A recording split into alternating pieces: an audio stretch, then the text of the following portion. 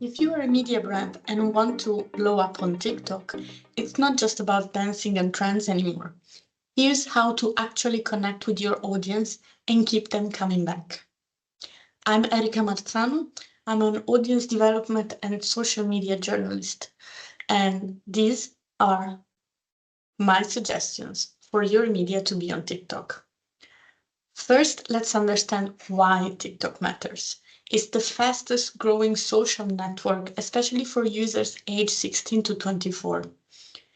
As of 2024, TikTok had over 1.5 billion users worldwide, many of whom are turning to TikTok for news. But here's the catch. Traditional journalism is competing with creators who know how to grab the attention fast. This is where we step in. The internet's attention span is shorter than ever. TikTok's recommendation system rewards watch time, engagement, and consistency. That's why your videos need to hit hard from the first second.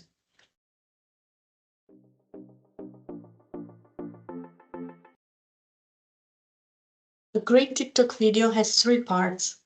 The hook, this is your thumb stopper. Use curiosity, questions, or surprising element to grab the attention. Think, ever wondered why? Or 5 things you didn't know about.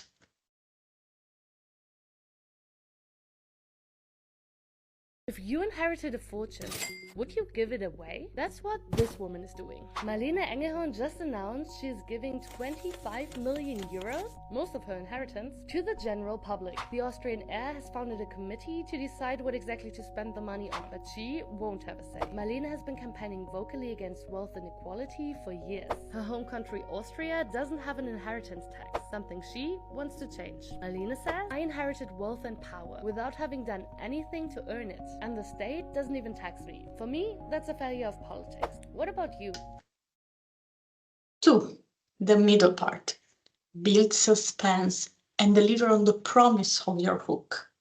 This is where your story unfolds. 3. The ending. End with a climax, end with a payoff, end with a loop.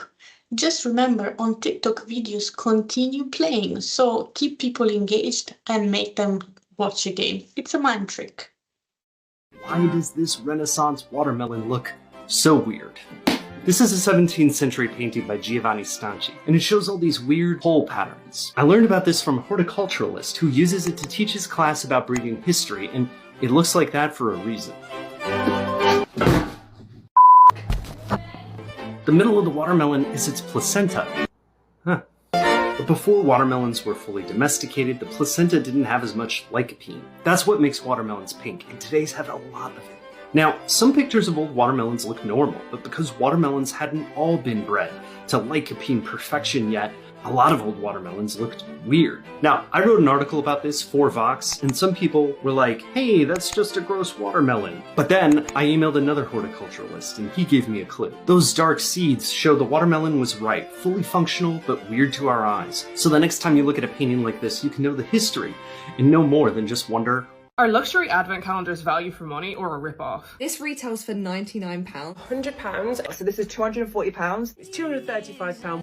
Some of them don't even have 24 products like a normal advent calendar. They have 12 for the 12 days of Christmas. People who buy these calendars say they're cheaper than the cost of all the individual products, but why would a company sell something at a loss like that? Retail experts think that these calendars can be used to shift the end of this season's stock. They also serve as loss leaders, meaning they make a loss on this item, but a person who buys one and likes the products in them might come back to the shop and buy them again. I wear this all the time. If you are interested in a luxury advent calendar, be careful because people have been scammed and bought fake ones by mistake. What do you think of luxury advent calendars? Are they a rip-off or good value for money? People don't want polished news anchors on TikTok. They want real humans. Show your personality. Show your face when you can. Show your colleagues when you can. Show your voice. Share relatable moments. Connect authentically. For example, other than your reporting, you can showcase behind-the-scenes moments in your newsrooms and share your thoughts about breaking stories. By being authentic, You're not just informing, you're building trust and loyalty with your audience. Trends are your friend, but they're not one size fits all. You can use trending sounds or challenges, but align them with your niche. For instance, use trending audios to explain complex stories or highlight important moments. Don't just copy paste what the influencers are doing. Also, don't underestimate TikTok's search bar and analytics. Search keywords related to your topics and check TikTok's autocomplete for trending ideas. Then use analytics to see what's working, what's not working, what I can improve, what I can change, like watch times, demographics, and engagement rate, and refine your content.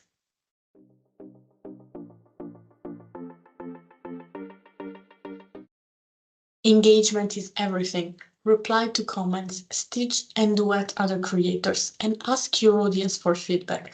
The more interactive your content, the stronger your community. Remember, there isn't just the reply button, there is also reply with the video button. That can help. When I moved from the US to Germany, I was shocked to find out that some of the foods I grew up with are banned here in Europe. Like some of our favorite sugary cereals that contain the flavor enhancer and preservative BHT. Restricted here because it potentially causes cancer. All those studies are inconclusive. Some citrus-flavored sodas are also not allowed here in the European Union because they contain brominated vegetable oil, a chemical that keeps the citrus flavor from separating and floating to the top. Eggs here in Europe come with chicken poop and feathers on them. Washed eggs, like the ones you find in the US, are illegal here because washing the egg destroys a natural layer of the egg that protects against bacteria. So that's why the eggs here, unlike in the US, don't have to be refrigerated. Lastly, visual matters. TikTok is a visual medium. Use creative camera angles, quick cuts, bold text overlays, dynamic transitions to keep your videos visually exciting, even when you are adapting a video that was previously longer or previously landscape. Vertical and quick. So, what are the elements that help TikTok's algorithm really make your video land on the For You page of as many people as possible? Number one, watch time. Hook your audience in the first 3 seconds, but keep them until the end. That's why I suggest you keep on publishing mostly short videos, 1 minute, 1 minute and a half, maximum 3, but rare occasions, so that you can really make sure they will watch until the end. 2, engagement. Likes, comments, share, rewatches, all tell TikTok your content is worth sharing. 3, consistency.